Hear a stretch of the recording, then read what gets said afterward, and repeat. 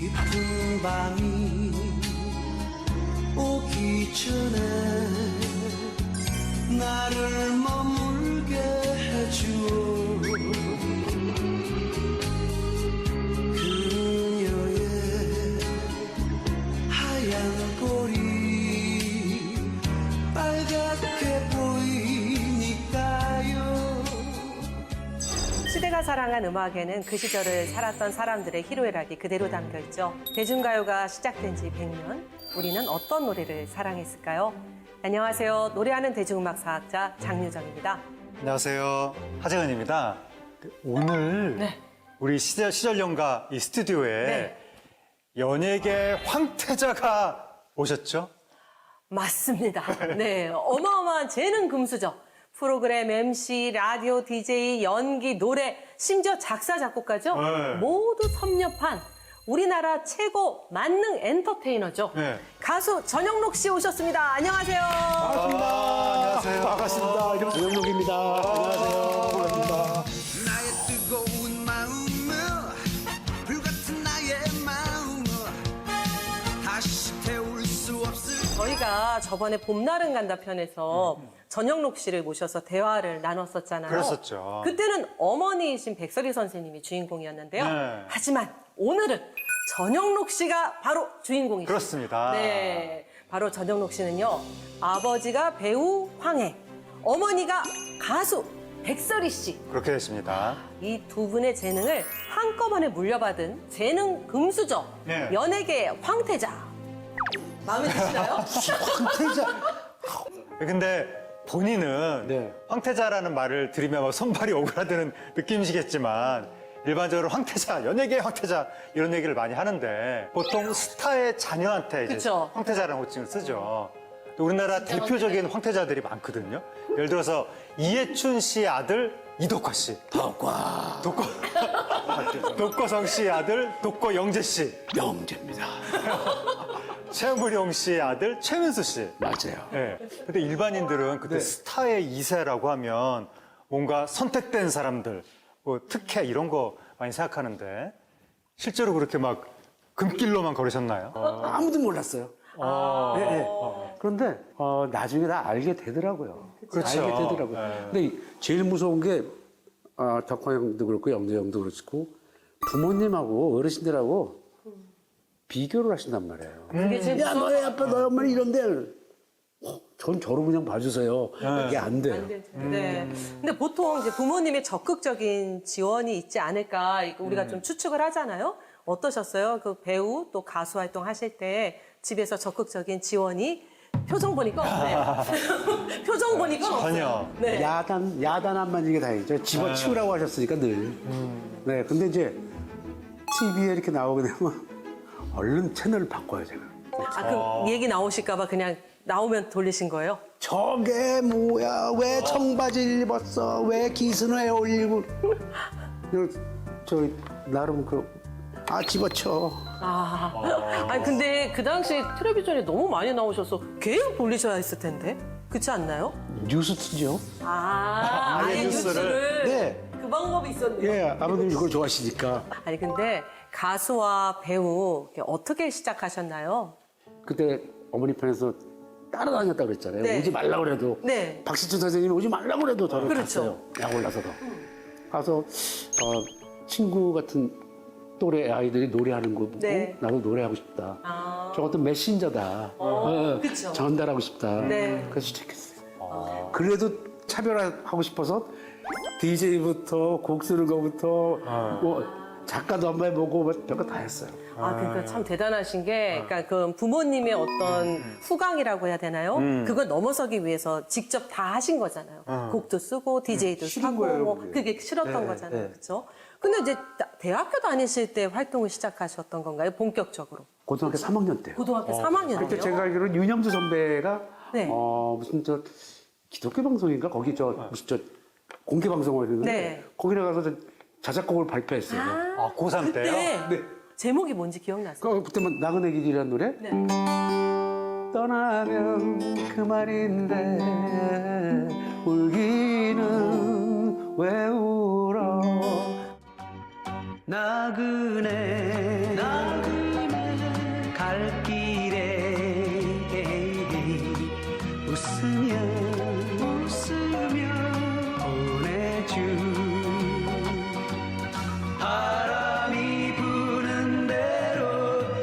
멈춰 없이 걷다가 그대 생각이 나면 다시 찾아오리다.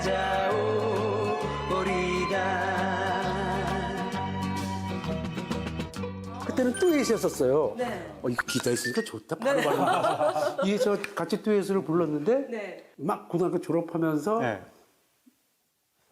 정말 기라성 같은 선배들 하는 데 한번 가보자. 네. 그래서 명동으로 갔죠. 네. 명동. 명동. 광교로 갔다가 광교. 그 무교동으로 해서 네, 무교동. 갔죠. 오디션 보는 거예요. 가서. 네. 네, 오디션 봤어요. 거기서. 그럼 기타 치고 노래하면서. 무조건 팝송을 해야 돼요. 거기서는 또 거기는 서유서 선배, 양희은 선배, 네. 명동장이라고 그래갖고요. 네. 흔히들 오비스 캐빈이라고 그랬어요. 네, 예, 그거죠. 오비스 명동 거기를 들어가려면 어려웠어요, 너무. 아, 그럼요. 네. 거기서 월급도 받을 수 있어요. 그러니까요. 노래하고 월급도 받고. 네. 그러니까는 제가 노래는 빨리 해놨는데 드라마 출신이 된 거예요. 드라마가 그러면 언제 몇 년이었죠? 그때? 13년? 제3교시라고 이제 드라마를 찍었어요. 이병헌 감독 거. 아. 거기서 그때 같이 데뷔한 친구가 진유영, 이계인, 손창호 같이 데뷔를 했어요.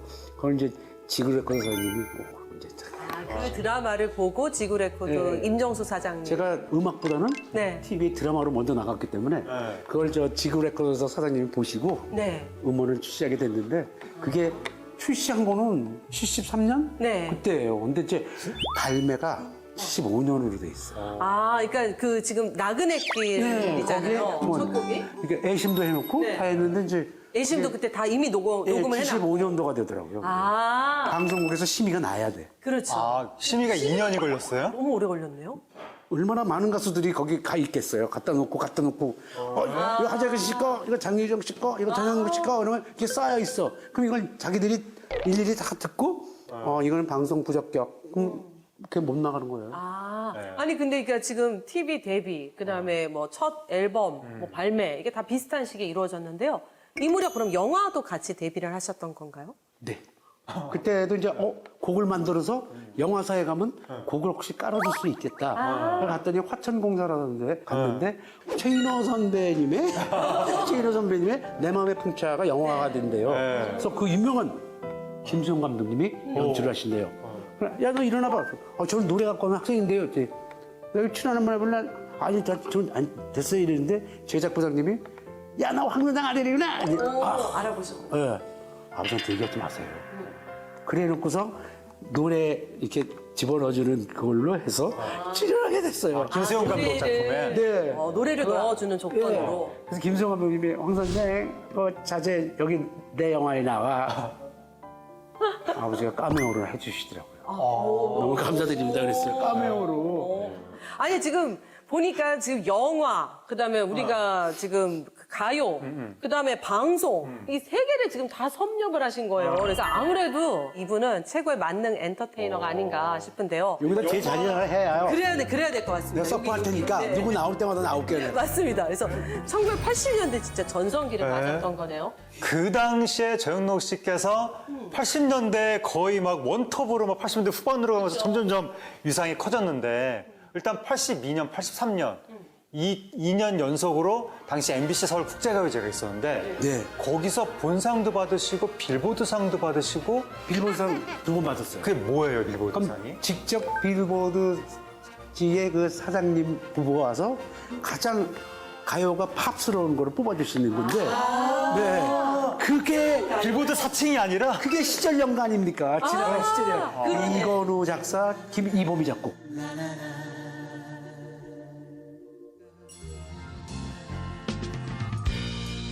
잃어버린 나를 그날을 내게 다시 돌려준다면 그대 부르던 슬픈 노래는 없으리라.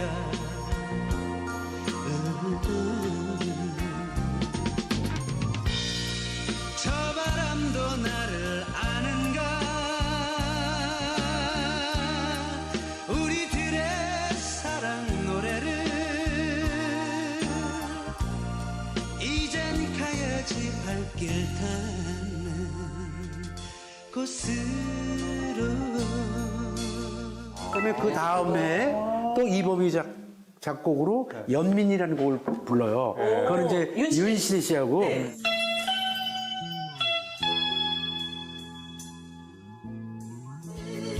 우리는 알아요 이룰 수 없는 줄 따로이 흐르는 저 강을 알아요 우리 맘을 알아요. 그렇게 뭐 엄청난 상을 국내에서 80년대 초반에 이미 받으셨는데 네. 80년대 후반으로 가시면서 오히려 위상이 더 막 상승을 하셔가지고 네. 86년, 87년에 2년 연속으로 KBS 가요 대상을 또 받으셨습니다. 네. 작곡가로서 막 탑의 자리에 딱 올라서시면서 아주 희귀한 기록의 소유자가 되셨는데 그 당시에 그 양수경 씨의 사랑은 창밖에 빗물 같아요. 애가 1등을 하고 있었는데 그 다음에 그 곡을 밀어내고 1등한 노래가 김지혜 씨의 얄미운 사람. 두 곡 다 정영록 씨가 만든 노래. 네. 이게 유일하다고 하더라고요. 한 작곡가의 노래가 1위를 주고받은. 그것뿐만이 아니잖아요. 전영록 씨가 또 만든 곡 중에 또 어마어마한 곡들이 또 굉장히 많잖아요. 유명한 노래가 엄청 많죠. 그러니까요. 이은하 씨의 돌이키지 마, 뭐, 이지연 씨의 바람아 멈추어다. 가수들이 뭐라고 하냐면 악마가 쓰인 곡이래요 다. 어떤 왜요? 그보다 더 좋은 곡들을 만나는데 알려지지는 않는데 거기서 멈춘대요. 어떡하라고 나요? 아 근데 제가 정말 주목하고 싶은 건 배우와 가수 그리고 작사가 작곡가라는 직업뿐만 아니라요. 노래 안에서도 장르와 그 경계를 자유롭게 넘나들었다는 건데요. 그러니까 아까 맨 처음에 부르셨던 나그네 길은 포크 음악. 그래서 포크 음악으로 시작하다가 발라드, 댄스, 뭐 트로트 막 점차 확장하다가 80년대 중후반에 록, 헤드뱅잉까지. 헤드뱅까지. 네. 뭐 특별한 이유가 있으셨나요? 이렇게 뭔가 그냥 다 해보고 싶으셨던 다 해보고 거죠? 싶어요. 다 장르. 그랬을 것 같아요. 멀티가 되고 싶었죠? 네. 너는 트로트 해. 네. 넌 발라드 해. 네. 넌 포크만 해. 네. 전 그게 싫었어요. 너무 싫었어요. 너의 창법이. 그래서 저 모창 가수는 없어요. 우리나라에. 그러네요. 그러네요. 워낙 다양하게 하셨기 때문에. 그럼 걔가 뭘로 바뀌지? 그럼 머리를 막 길었다가 막 장발했다가 묶었다가 막 빡빡 깎았다가 이러니까 저건 못 따라해. 이렇게 된 거예요. 저는 그 전영록 씨 목소리가 당시에도 시대를 좀 앞서갔다라고 생각하는 게요. 그러니까 지금 들어도 하나도 부담이 없어요. 그렇죠. 뭔가 뾰족거리는 것도 없고 너무 그 뭐랄까요. 그 어떤 미성이면서 또 힘이 있으면서 듣고 있으면 편안해져요. 그래서 전영록 씨의 그 대표곡 종이약, 사랑은 연필로 쓰세요, 불티, 그리고 저녁놀 이 네 곡을 시절 연가에서 하나의 테마로 묶어봤어요. 그래서 변화하는 도시 속 청춘 연대기, 사랑과 그리움 사부작 이 네 곡은 당대 청춘들의 여린 감성과 연애, 또 미래에 대한 고민을 모두 감싸 안았던 곡들이거든요. 그래서 일단 드라마로 해도 되겠다. 네, 그렇죠. 근데 일단 이 곡들이 발표된 1980년대 대한민국이 어떤 시기였는지 한번 살펴보시죠. 너무 좋다. 네, 살펴보시죠. 우리나라의 한국중공업 창원의 공장이 중공되는 모습이네요. 종합기계공장이 우리나라 기계공업을 대표하는 공장으로 이제 저 공장이 영업이 되는 건데 저런 식으로 우리나라 중화학공업이 이제 뭐 성공하게 되는 거죠. 70년대 시작했는데 70년대 말에 위기를 겪었다가 80년대 초에 구조조정을 통해서 완전히 이제 딱 완전히 80년대 중반 이후에 자리를 잡게 되죠. 딱 그 가운데에 저 한국중공업 공장 중공 저 사건이 있었던 것 같습니다.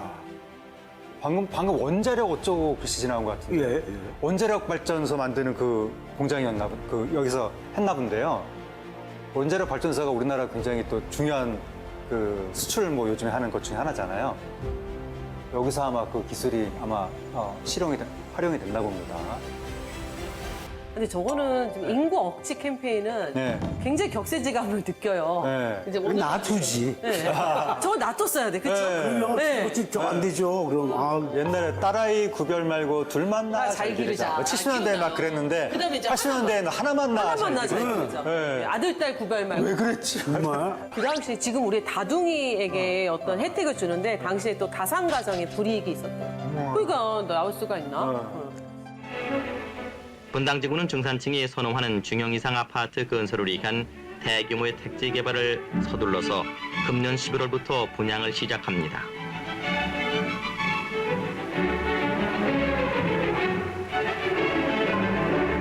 양군 일산업 일대는 도심과의 통근 시간을 25분 내외가 되도록 구파발에서 일산까지 15km의 전철 구간을 연장 건설하고 4개의 도로 44km를 확장 건설할 계획이며 이 도시에는 초중고등학교 39개교를 신설합니다. 일산지구는 460만 평의 아파트와 단독주택을 병행해서 건설하고 한강 이북 지역 개발이 그동안 지연돼 온 점을 감안해 앞으로 수도권 개발의 우선순위를 강남에서 강북으로 전환한다는 정부 의지를 보이기 위해 교육, 문화, 교통시설을 고루 갖춘 한수 이북 지역의 중심 도시로 건설합니다. 새 도시 개발 계획은 도심의 과밀 해소를 위한 인구 분산 체계도 크게 기여할 것인 바 절대로 투기 대상이 되지 않도록 전 국민이 감시자가 되어야 할 것입니다. 1980년대가 중화공업 그 집중을 통해서 경제를 안정시키고 또 대도시를 키워냈던 시기였는데요. 수도권을 중심으로 교통 인프라도 확장하고 아파트 건설 붐이 일어났던 그런 때죠. 근데 1980년대 굉장히 속도가 빠르게 도시화가 진행됐는데. 속도가 빨라갖고요. 그렇죠. 우리 아저씨들이 바깥에 있는 시간이 많아. 네. 그럼 엄마들이 뭐 하시겠어요, 낮에? 엄마 뭐 하실까요? 춤추러 다니셨어요. 아, 당시. 뉴스에 맨 춤이. 지금은 그게 나쁜 건 아닌데. 네. 지금 에어로빅이잖아요. 네, 운동 삼아. 시장 바구니 다 저쪽에다 맡겨놓고 오. 플로링에서 춤들 추셨어요. 그 뉴스에 보도본부 24시입니다. 오늘은 어머니 200분이 춤추시는 거 이렇게 잡았다. 막 이렇게 나오는데 그게 큰 죄였어. 어머요. 80년대 중반에. 네. 그러더니 나 하필 왜 그때 불티를 불렀냐고. 아유, 배경음악이 불티예요. 하필이면 배경음악이 뉴스에서 나오니까 다음날 불티 빼버려. 그래서 한 2, 3개월 또 못했어요. 불티가 불똥을 맞았네. 네, 원래는 나오고 뉴스에 나오면 배경음악 막 불티가 막 튀니까 불꽃동 튀니까 불티 나오고 막 그러더라고요. 참. 희한하게 이상하게 또 글로 불티가 그렇게 됐군요. 불똥이 튀더라고요, 일로. 그러면서 이제 우리나라가 도시화가 계속 됐었잖아요. 도시화 관련해서 여러 가지 문제들이 제기가 됐는데 80년대에 지금까지도 이어지고 있는 문제가 그때 이미 제기가 됐던 게 있습니다. 맞아요. 당시 그것과 관련된 기사가 나온 게 있는데 네. 기사를 제가 소개해 드리겠습니다. 82년에 네. 그 매일신문에서 소외의식이라는 기사가 나왔었거든요. 그 기사 내용을 보면 그게 뭐냐면 도시와 산업화로 인해서 사람들한테 이제 소외의식이 생길 수밖에 없다. 사회가 질적으로 변화하고 뭐 양적 팽창 이런 게 있으면 맞아요. 거기에 따른 피로 좌절 이런 게 있다. 그래서 특히 그러한 어떠한 그 좌절로 인해서 청소년 계층이 이유 없이 사회에 반항을 하게 되고 서민 계층이 현실의 두꺼운 벽 앞에서 좌절을 하게 된다. 이런 기사가 이미 82년에 나왔었습니다. 그리고 또 88년에는 갇힌 청춘이라는 기사가 나왔었는데 갇힌 청춘이라고 갇힌 그랬었죠. 청춘. 네. 청춘이 갇혔다. 그때 이제 내용이 뭐냐면 청춘이라고 하니까 20대인가 싶은데 그 내용이 아니라 이제 기사가 이렇게 시작하는 거예요. 새벽에 나갔다가 밤에 들어오는 사람이 있다라고 하면 이거 뭐 술꾼 셀러리맨인가? 라고 생각할 수 있지만 가정도 있는데. 그게 아니다. 술꾼 셀러리맨이 아니다. 그럼 누가 새벽에 나왔다 밤중에 들어오느냐? 고등학교 3학년 학생이다. 거의 쓰러질 지경이다. 라고 하면서 창살 없는 감옥 생활을 한다. 근데 그런 생활을 거쳐서 인류대학 들어간들 뭐가 남겠느냐. 공허한 인생뿐이다. 라는 취지의 기사가 88년에 나왔었고. 우리잖아요. 우리가 그때. 그런 거죠. 저 아직 기억나요. 저 고등학교 때 진짜 야간 자율학습 하면은 네. 아침 일찍 갔다가 네. 밤늦게 한 11시까지 네. 돼야 집에 들어올 수 그쵸. 있고. 뭐 저희 때 얘기고. 파김치, 우리 때 네. 얘기죠. 네. 또 88년에 우리 가정 이것이 문제다. 열등의식 20대 청년. 이런 제목의 기사가 나왔었는데 여기서 소개된 이제 20대 청년은 누구냐면 대학 졸업한 다음에 뭐 이른바 삼류회사에 들어갔다는 거예요. 그때부터 대인 기피증에 빠져서 현실과 멀리하고 혼자만의 공상에 빠져서 지낸다. 근데 자기 자신이 그렇게 무능한 사람도 아닌데 사실은. 하지만 어머니가 하도 이 사람을 어렸을 때부터 닥달을 하고 너네 공부 그거밖에 못하니 이런 식으로 어머니가 닥달을 하니까 이 사람은 자신감을 잃고 사실은 반에서 1등도 했었던 사람인데도 불구하고 아 그건 그때 내가 운이 좋아서 그랬겠지라고 생각하면서 자기 비하에 빠져서 지낸다. 아, 근데 이런 거 보면 이전 세대들이 전쟁 이후에는 당장 그 생계를 해결하기 위해서 바빴다면 전쟁 이후에 태어나서 1980년에 청춘을 경험한 그 전후 세대들이죠. 그들은 감정이 그 어떤 계속해서 피어남에도 그 빠르게 진행되는 그 도시화 속에서 고립감과 감정의 억제를 경험해야 한 것이 아닌가. 그래서 이때 사랑, 뭐 그리움, 상실, 소외 이렇게 어떻게 보면 또 순수한 감정을 되게 섬세하게 또 직면한 그러한 노래들이 또 등장한 것이 아닌가 싶기도 합니다. 네, 그런 노래들이 많은 사랑을 이제 받았었고 네. 그리고 아까 도시화 얘기했잖아요. 그러니까 네. 도시화 산업화로 인해서 소외가 나타났다. 네. 그런 얘기 나왔었는데 도시화, 우리나라의 도시화가 어마어마하게 됐습니다. 2023년 기준으로 우리나라에서 도시 지역에 살고 있는 인구의 비율이 92.1%. 90%가 넘었습니다. 그 완전 거의 다 도시에 산다는 얘기예요. 10명 중 국민들이. 9명이잖아요. 그렇죠. 이렇다 보니까 특히 대도시에 바글바글 모여 살다 보니까 이제 도시화에 따른 병리적인 현상들이 나타나게 되는 거고 2021년에 미국의 정신의학협회에서 도시 거주가 사람의 불안, 우울증, 조현병 등의 정신질환 위험을 증가시킨다라고 보고한 적이 있었는데 그러한 정신적인 문제가 우리한테 지금 생겨나고 있는 것 같습니다. 이거 정말 좀 굉장히 심각한데요. 우리 어디선가 하여튼 뭔가 좀 풀어야 될 것 같지 그렇죠. 않나요? 그러니까 네. 이게 정서적으로 이렇게 꽉 막혀 있는 듯한 상황에서 그거를 풀어주는 게 음악이거든요. 네. 그래서 사람들이 특히 청소년들이 네. 사실 그 입시 공부 때문에 엄청난 스트레스를 받다가 그나마 음악을 통해서 숨을 쉬는 맞아요. 그런 현상이 된 건데 80년대 그 청소년들의 열광적인 음악 사랑 그걸 또 선도했던 가수 중에 한 명이 여기 있는 네. 바로 시대 대아이돌 죄송합니다. 전현국 씨. 많은 청소년들이 좋아했던 대표적인 노래가 그 당시에 종이학이 그렇죠. 됐던 거죠. 네.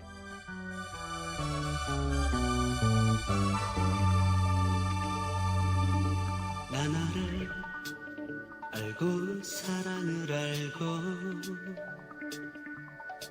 종이한 슬픈 꿈을 알게 되었네 어느 날 나의 손에 주었던 키 작은 종이학 한 마리 천 번을 적어야만 하게 되는 사연을 나에게 전해주며 울먹이던 너 못다했던 우리들의 사랑 노래가 외로운 이 밤도 저 하늘 별 되어 아픈 내 가슴에 맺힌다 네. 제가 제일 부르기 싫은 노래예요. 늘 어디 가서 꼭 그래요. 왜요? 시내가 깨끗해진다. 아, 껌종이가 사라졌어요. 껌종이가. 종이학 접으니까. 종이학 접어야 되니까. 접어보셨어요? 아니요, 저는 안 접어봤죠. 전 1000마리 접어봤죠. 천 마리요? 종이학을 제가 얼마나 사랑했는데요, 저 노래를. 저 노래 사랑하면 무조건 접어야 합니다. 아니 군대 있는데 그 위문 편지 오잖아요. 네. 위문 편지 오는데 제가 누군지 어떻게 알겠어요? 네. 그래서 거기다가 종이학 그걸 접어서 보내줘요. 꼭 이 친구가. 네. 그런데 어느 날 한 1년 지났는데 어느 날 다른 친구가 보냈어요. 하재석이 보내줬는데 네. 장희경이 보내는 거예요. 네. 그래서 답장 안 쓰다가 왜 다른 분이 보내셨어요? 했더니 그 친구 1000마리 못 접고 하늘나라에 갔어요. 이러는데 겁이 확 나. 겁이 그러면 내가 죽인 것 같아가지고. 그래서 이거를 이건우 씨를 보여줬어요. 네. 울고 있나. 그분이. 그래서 저리 가. 왜 울어? 그래서 너무너무 슬픈 사연이라면서 그걸 82년도에 쓰기 시작했어요.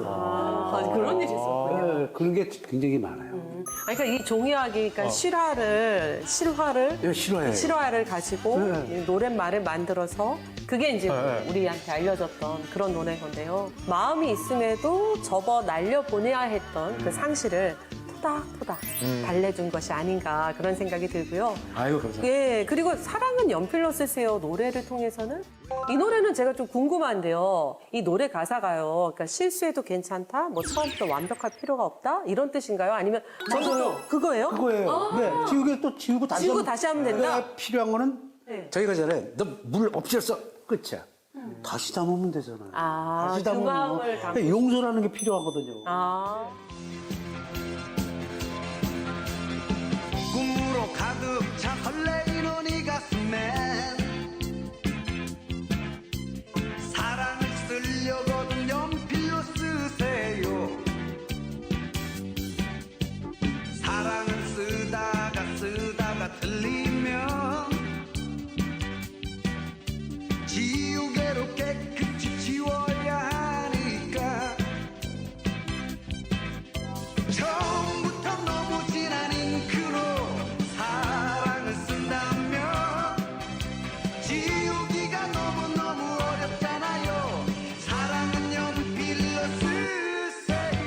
아, 저는 그 생각도 해봤거든요. 사랑을 연필로 쓰라니까 가볍게 사랑하라는 건가? 진하게 남기지 말고 가볍게. 근데 그럼에도 불구하고 왜 연필로 써도요 흔적은 남잖아요. 그래서 아, 이 아련한 사랑에 대한 이야기인가? 뭐 그런 얘기를 했는데. B인가? 네. H인가? 근데 그거를 가사 쓰신 저 우리 남궁기 선생님 사모님한테 여쭤봤어요. 네. 장훈 선생님한테. 네. 저렇게 말씀하시더라고요. 아, 그래서 너무 진하게 실수도 하면 괜찮다. 우리 서로 힘드니까 이런 것도 연필로도 한번 써봐야지 사랑을. 네. 그런 사랑도 해야 그게 진한 사랑이 되니까. 그래서 처음부터 볼펜을 쓰면 안 지워지죠. 요새는 볼펜도 지워지더라고요. 지워지는 볼펜이 있습니다. 근데 그렇게 가수로서 정말 최고의 하이틴 스타로 활동을 하시다가 충격적인 음악적 변신을 하셨는데 그러게요. 그게 1984년 불티죠. 나의 뜨거운 마음을 불같은 나의 마음을 다시 태울 수 없을까 헤어지기는 정말 싫어 이제라도 살며시 나를 두고 간다면 내 마음 너무나 아쉬워 날마다 만나서 하는 말 모두 다 그렇고 그런 얘기 하루 또 하루 지나면 마음이 너무 답답해 돌아서 말없이 갈 때면 마음이 너무 아쉬워 아니 근데 당시 유행한 의상하고 그 쉿 하는 그 뭐 시그니처 막 포즈도 네. 일부러 만드신 게 아니었던 거죠? 아니요. 네. 그러면 조용히 하라고. 아 진짜로 조용히 하라고? 네. 그때는 지금처럼 떼창을 안 해주셨어요. 네. 안 하고 그냥 뭐라 그럴까요? 악만 쓰면 오빠 나왔어.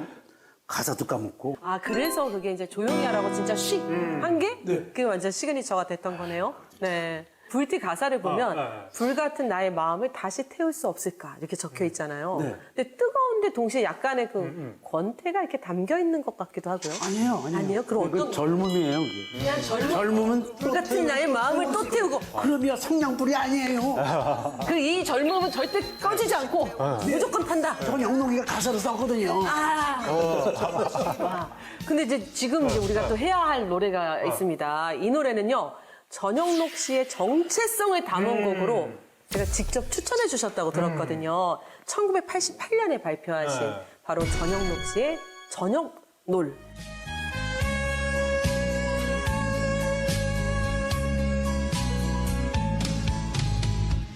이 어둠이 오기 전에 나를 데려가주오 장밋빛 흘린 저곳으로 나를 데려가주오 깊은 밤이 오기 전에 나를 머물게 해주오 그녀의 하얀 볼이 빨갛게 보이니까요 오, 전영놀. 너무. 아니, 근데 제가 이게 노래를 들으면서요, 좀 느낀 게요. 그 바이브레이션을 많이 안 쓰셨던 분이 저 노래 부를 때는 마지막 부분에 저는 이렇게 될 줄 몰랐어요, 정말. 왜요? 처음 밝히는 겁니다. 예. 그 당시 매니저가 제 친구였었어요. 네. 지그러에서 저 노래를 부르는데 갑자기 저더러 영록아, 네가 80이 됐다. 그럼 이 노래 어떻게 부르겠니? 해볼게. 그걸 넣었어. 이 어둠이 오기 전에 나를 이렇게 됐는데 갑자기 정전됐어. 그거 딱 넣었는데 아, 그거 넣은 다음에? 제 녹음 시간이 없어진 거예요. 그래서 LP 깎을 때 저 노래 한 걸로 그냥 나간 거예요. 그래서 그거 들은 사람들이 아니 왜 이렇게 노인네처럼 불렀어? 뭐 가끔가다 그런 것도 있어야 되는 거 아니야? 아니, 그럼, 만약 원래. 잘못 부른 거예요. 그럼 만약 원래 스타일대로 엔지예요, 부르시면. 그러니까 그냥 뭐 이 어둠이 오기 전에 나를 데려가줘 이렇게 했는데 그렇게 그런데 그렇게 못 부르고 네. 다음 사람 기다리니까 빨리 끝내야 돼요. 정전 때문에. 네. 정전 때문에 이런 일도 있구나, 벽제에서. 그래가지고 못하고 그대로, 왜냐면 방송국에서도 신보 나오니까 빨리 그거 가져와라. 그러면 그때는 릴 테이프예요. 이렇게 돼갖고 빨리 해가지고 갖다 주면 되는 거예요. 또 한 번의 충격적인 음악적 변신이 그렇게 나오는 게 정전 때문에 음악적 변신을 이루게 될 수밖에 없었던. 아니 근데 이 노래가 1988년에 발표됐잖아요. 그렇죠. 네. 그러면 이때는 정말 뭐니 해도 88 서울 올림픽이 가장 큰 이슈였던 해인데요. 동시에 우리가 경험한 적 없는 세계적 행사와 조응하면서 한국 대중가요가 정말 많이 성행했던 시기였습니다. 그래서 다양한 장르의 대중가요가 폭넓게 사랑을 받았는데요. 1988년을 휩쓴 노래 함께 들어보시죠.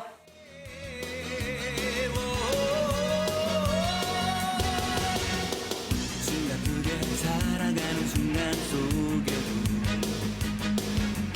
우린 서로 이렇게 아쉬워하는 걸 아직 내게 남아있는 많은 날들 그대와 둘이서 나누고 싶어요 내 삶이 끝나는 날까지 나는 언제나 그대 곁에 있겠어요 난 정말 그대를 사랑해 그대가 나를 떠나도 담다디담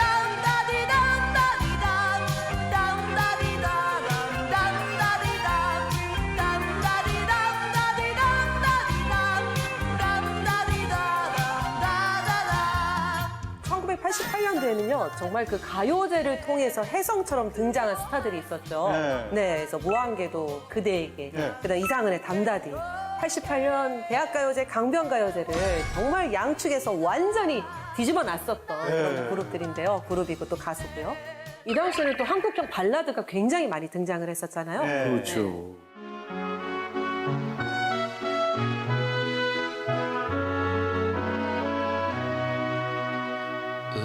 라일락 꽃향기 맡으면 잊을 수 없는 기억에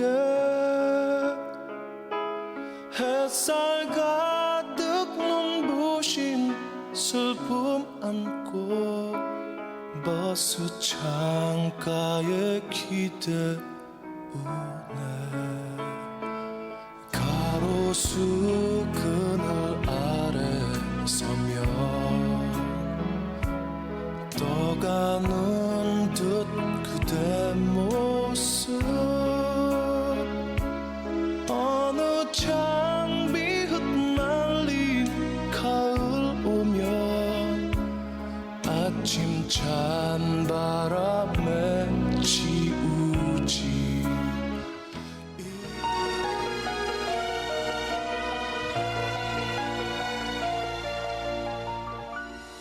지난 날들을 되새기며 수많은 추억을 헤이며 길고 긴 밤을 새워야지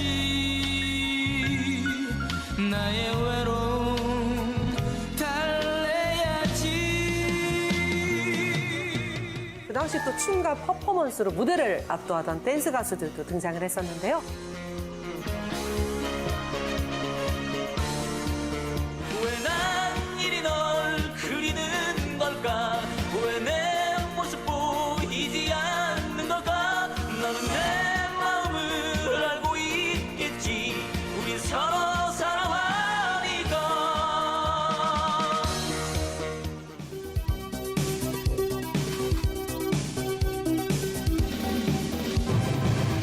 편들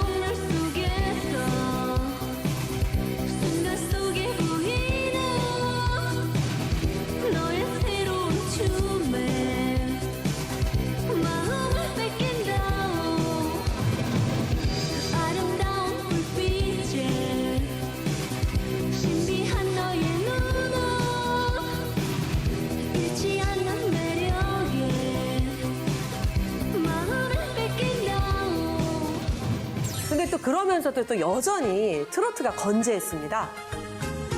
희미한 불빛 사이로 마주치는 그 눈길 피할 수 없어 나도 몰래 사랑을 느끼며 만났던 그 사람 행여 오늘도 다시 만날까 그날 밤 그 자리에 기다리는데 그 사람 오지 않고 나를 울리네 시간은 자정 넘어 새벽으로 가는데 1988년에 명곡이 많았습니다. 네. 가장 명곡은 전형놀이지만 네, 그 외에도 그 외에도 우리 저기 그 아우들 네. 소방차. 소방차. 아, 맞아요. 네. 소방차 어떤 노래? 어젯밤에 이건가요? 어젯밤에 그녀라리라리. 써? 네.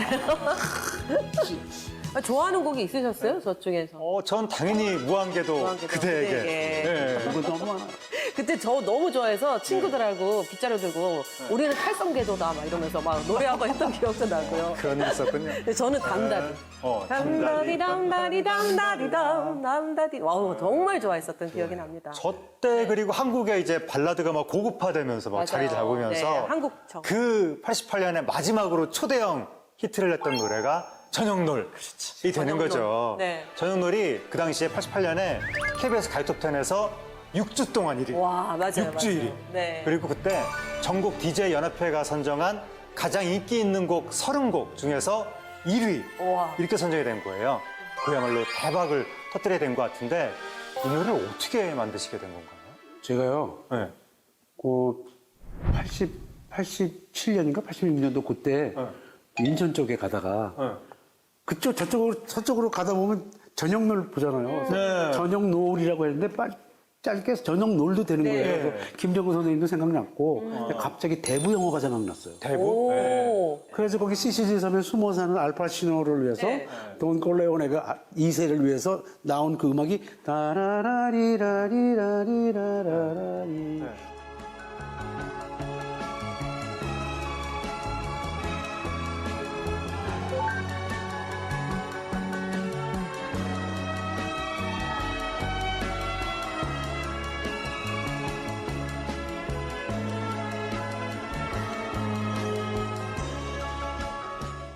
그녀 얼굴에 비친 그 볼에 비친 그걸 난 저녁놀러 가고 싶다. 아, 그래서 한 영감을 거예요. 얻으셨어요. 네네, 영감을 얻었어요. 오. 네. 아니 근데 가사에 신경을 많이 쓰신 게 느껴지는 게요. 네. 이 어둠이 오기 전에 나를 데려가줘. 장밋빛 그을린 저곳으로 나를 데려가줘. 깊은 밤이 오기 전에 나를 머물게 해줘. 그녀의 하얀 볼이 빨갛게 보이니까요. 이렇게 전개되는데 자 여기서 그녀가 도대체 누구였는지 그럴 줄 알았어. 네. 많은 분들이 궁금해하십니다. 네. 그녀는 네. 삶이에요, 삶. 살아가다? 라이프예요, 인생이에요. 인생. 이 어둠이 오기 전에는 빨리 가고 싶은 거예요. 어둠이 오기 전에. 아, 그가 오기 전에 난 저 석양 쪽으로 빨리 가보고 싶어요. 어둠이 올 거를 예감하셨군요. 네. 그래서 왜? 10년 주기로 음악은 바뀌어요. 그 다음에 제가 한 짓이 딱 있어요. 몇 년 뒤에. 서태지를 뽑아요. 맞아 기억나요. 현장에 계셨죠? 현장에. 맞아. 현재 이상백 씨, 또 뭐. 맞아요. 우리 또 양인단 선생님, 네. 또 광훈인가? 박광훈 씨. 다 있는데 네. 그래서 그때 좀 이제 알게 됐어요. 그래서 그게 붐 타더라고요. 김건모의 그런 풍의 노래와 신승훈의 바나드 풍의 노래와 서태지의 랩 들어간 네. 세 가지가 제가 당뇨가 오면서 중간부터 H.O.T.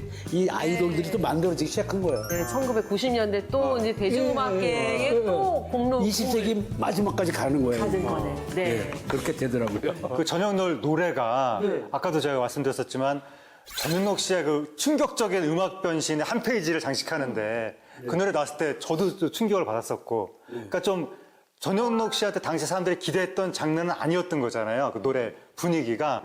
반응은 제가 아까 말씀드렸지만 떼창을 해주셔가지고 이거 난 가수 되게 잘했다 이 생각을 했어요. 같이 불러주시니까 같이 떼창을 합창을 해주면 정말 좋아요. 그렇게 좋은 음악이 그런 해 말이 없어요. 그렇죠. 너무 좋아요. 세상에서 가장 좋은 애 말이죠. 그 보통 전영록 씨도 그러니까 세간에 알려지기로는 네. 부모님이 연예인을 활동 반대를 하셨다고 세간에 원래 알려졌었거든요. 네, 그런 상황에서 80년대 완전히 하늘의 별이 되시잖아요. 그쵸. 제일 높은 데까지 가시잖아요. 어머니 아버님이 저 이렇게 앉아 있는데 이렇게 딱 들어오셔갖고 그래서 딱 들어가시면 그 얼마나 쌀벌합니까? 근데 그 다음부터는 이렇게 쳐다보고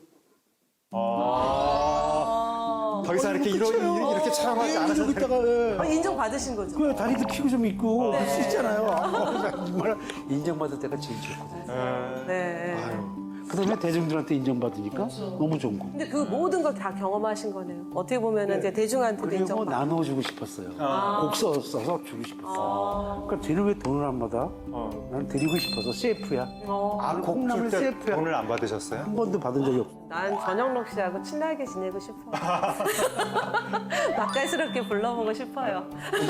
어느 날 그렇게 돼 있어요. 해봐요. 진짜로. 아, 근데 이제는 이제 전영록이 왜 전영록 씨의 정체성을 담은 곡인지 또 도시 속에서 청춘을 달래준 노래의 정점인지도 알 것 같은데요. 그래서 깊은 밤이 오기 전에 나를 머물게 해줘. 이 세상 모든 행복이 나의 마음속에서 언제까지나 영원하니까. 그래서 이 가사에는 짧은 순간의 그 찬란함을 움켜쥐려는 간절함도 좀 느껴지거든요. 봄날은 가지 않는다네요. 그렇죠. 네. 봄날은 바로 영원히. 이 의미예요. 네. 사람마다 다 틀리다는 거는 그러니까, 네. 좋아요. 그래가지고 이게 정말 좋았을 때는 국악 쪽, 클래식 쪽 네. 같이 이렇게 한번 협연을 해봤더니 너무 그랬어요. 아 이게 여기에 다 어울리는구나. 그러네요. 네. 근데 정말 이 노래가 정말 계속해서 어떤 불안과 상실을 마주했던 청춘들로서는 이 순간만큼은 놓치지 않고 싶다라는 절절한 욕망이 있었던 것이 아닐까 싶기도 하고. 그렇죠? 네. 노래 내내 재밌네요. 이야기를 네, 듣고 보니까. 그리고 네. 전영록 씨가 진짜 아주 진기한 기록을 여러 개를 갖고 계시는데 최초로 후배들한테 헌정 앨범을 2번 받은 가수. 와. 그러니까 이게 2010년대 기준으로 유일하다고 했었거든요. 근데 요즘은 어떤지 모르겠는데 요즘도 없어요. 그렇겠죠? 요즘도 유일하겠죠? 왜냐면 가장 큰 상이 뭐야? 예전에는 뭐 대상 받은 거, 네.